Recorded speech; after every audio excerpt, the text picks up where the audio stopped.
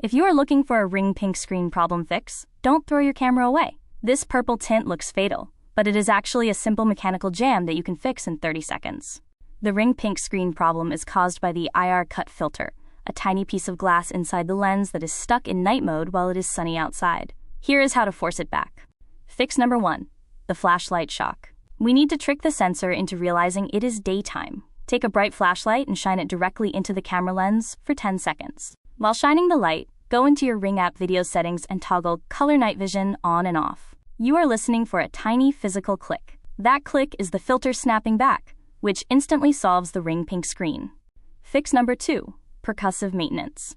If the software didn't move it, physics will. Give the side of the ring unit a firm, sharp tap with your knuckle. This mechanical shock often dislodges the stuck filter. Fix number 3. The magnet trick. The IR filter is moved by a magnetic solenoid. Take a strong fridge magnet and wave it around the side of the camera housing in a circular motion. You will see the colors snap back to normal instantly. If this fixed your ring pink screen problem, like the video, subscribe, and comment if you need more help.